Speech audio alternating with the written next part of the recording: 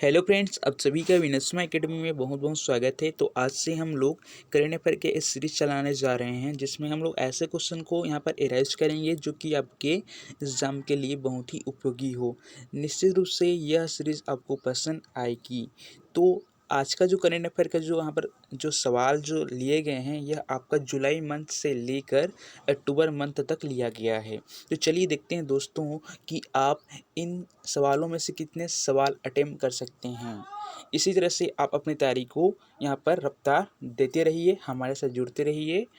तो देखिए पहला क्वेश्चन यहाँ पर दिया गया है कि उत्तर प्रदेश सरकार ने फैज़ाबाद रेलवे स्टेशन का नाम बदलकर निम्न में से क्या रखने की घोषणा किया गया है।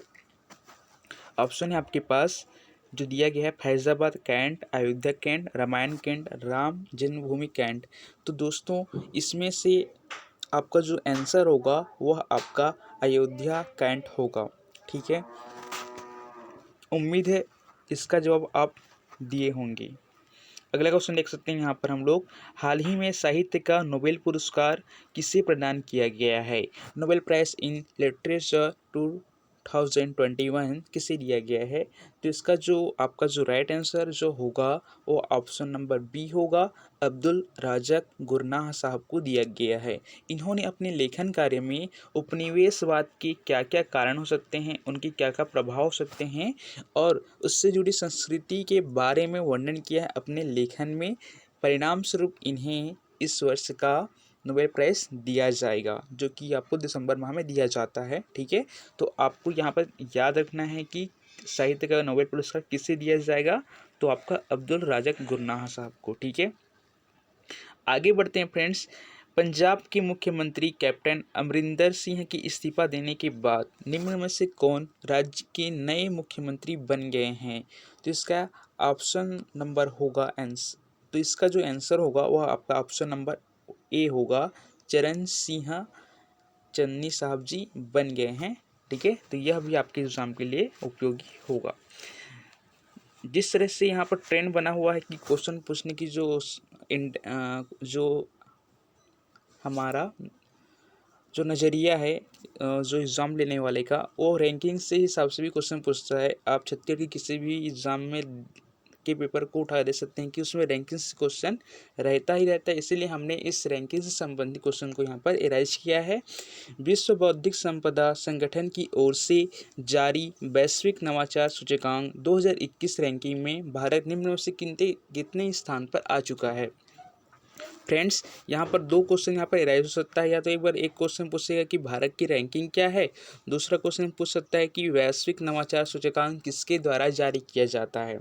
तो उसका उत्तर होगा आपका विश्व बौद्धिक संपदा संगठन के द्वारा जारी किया जाता है। ठीक है, फिलहाल इस क्वेश्चन के अनुसार भारत की जो रैंकिंग है वो आपका 46 है। ठीक है, तो इस तरह से आपको ध्यान देना है कि 2015 से ही भारत की जो पोजीशन है ये रैंकिंग है बढ़ती ही जा रही है। ठीक है, मतलब अच्छी खासी यहाँ बढ़ोतरी देखने को मिल रही है। ठीक है, ओके, तो चलिए अगला क्वेश्चन हम लोग मूव करते हैं। बिटकॉइन को आधिकारिक करेंसी के रूप में दर्जा देने वाला दुनिया का पहला देश निम्न में से कौन बन गया है। तो फ्रेंड्स इसका आंसर आपका होगा ऑप्शन नंबर ए, अल सल्वाडोर जो एक कंट्री है यह बन चुका है। अब बिटकॉइन जैसे कि आप सभी को पता है कि यह एक वर्चुअल करेंसी है, बहुत ही ज़्यादा अभी चर्चा में बना हुआ है। तो जाहिर सी बात इससे क्वेश्चन एग्जाम में आने की संभावना बढ़ जाती है। ओके, चलिए अगले क्वेश्चन देखते हैं कि केंद्रीय प्रत्यक्ष कर बोर्ड का नया चेयरमैन किसे नियुक्त किया गया है। तो फ्रेंड्स इसका उत्तर होगा option number A, J B. Mahapatra को नियुक्त किया गया है। ये पहले ये आईआरएस के मतलब आईआरएस थे ये पहले, है ना। उसी के पश्चात ही इन्हें एक नया चेयरमैन बनाया गया है सीबीडीटी का। ठीक है, इसको आपको ध्यान देना है। चलिए अगला क्वेश्चन मूव करते हैं। जैसे कि आप सभी को पता है कि नेशनल एजुकेशन पॉलिसी जो है बहुत ही चर्चा के विषय बना हुआ है और ये धीरे धीरे करके सभी जो राज्य हैं धीरे धीरे करके सभी लागू कर रहे हैं अपने राज्य में। ठीक है, तो क्वेश्चन एग्जाम में आता है कि ये आ चुका है, किसी एग्जाम में आ चुका है कि देश का प्रथम ऐसा कौन सा राज्य है जिसने एनईपी को लागू किया है। उसका आंसर होगा आपको कर्नाटक। लेकिन दूसरा राज्य कौन सा बन गया है, तो कोई और नहीं बल्कि मध्य प्रदेश जो है हमारा, ये भारत का दूसरा राज्य बन गया है जिन्होंने राष्ट्रीय शिक्षा नीति को लागू किया है। ठीक है, तो आपको ध्यान देना है यहाँ पर पहला दूसरा, पहला को फिलहाल आपको बहुत ध्यान देने की ज़रूरत है, सेकेंड को उतना ज़रूरत नहीं है, लेकिन तब भी ये एग्ज़ाम में पढ़ने से एक महत्वपूर्ण हो सकता है, इसलिए इस फैक्ट्स को भी आपको ध्यान देना पड़ेगा। ठीक है, चलिए अगले क्वेश्चन के मूव करते हैं। देखिए फ्रेंड्स, ये क्वेश्चन बहुत ही अच्छा क्वेश्चन है और एग्जाम में आने की जो पॉसिबिलिटी है बहुत ज़्यादा बढ़ जाती है। हाल ही में भारत सरकार ने प्रतिवर्ष किस तारीख को विभाजन विभीषिका स्मृति दिवस के रूप में आयोजित करने की घोषणा किया गया है? तो यह जो दिन है आपका 14 अगस्त है। इसे इसलिए घोषित किया गया है क्योंकि 14 अगस्त को ही, जैसे कि आपको पता है कि 15 अगस्त 1947 को भारत जो देश से हमारा आज़ाद हुआ, इसके साथ ही साथ भारत और पाकिस्तान का एक विभाजन भी हुआ था। परिणाम स्वरूप बहुत सारे लोग क्या थे, बहुत ही दुखी थे, मतलब एक प्रकार की जो विभीषिका जो दिवस है ना, तो इसी दिवस को चिरस्थायी बनाने के लिए, चिर स्मृति बनाए रखने के लिए केंद्र सरकार के द्वारा 14 अगस्त को इस दिवस के रूप में मनाए जाने की घोषणा किया गया है। अब प्रत्येक वर्ष 14 अगस्त को यह दिवस के रूप में मनाया जाएगा। ठीक है, इसी के साथ एक फैक्ट्स और जान लीजिए कि 23 जनवरी को पराक्रम दिवस मनाने की भी घोषणा इसी साल नरेंद्र मोदी सरकार जी द्वारा किया गया था। ठीक है, तो इन दो दिवस जो कि नए नए हैं, इनको आपको जानना बहुत ही जरूरी है क्योंकि ये एग्जाम में आ सकते हैं। ठीक है, ओके, चलिए आगे क्वेश्चन मूव करते हैं हम लोग। यहाँ पर कुछ एक्सप्लेनेशन है, आप देख सकते हैं यहाँ पर कि इसका जो उद्देश्य क्या था, तो दर्द और पीड़ा को याद करना है और कुछ नहीं है। ठीक है, चलिए फ्रेंड्स अगला देखते हैं हम लोग। अंतर्राष्ट्रीय ओलंपिक समिति ने साल 2032 में होने वाले ओलंपिक की मेजबानी के लिए निम्न में से किस शहर को चुना है? तो यह आपका 2032 के लिए जो चुना गया शहर है वह ऑस्ट्रेलिया का ब्रिस्बेन है। ठीक है, इसको आपको ध्यान देना है।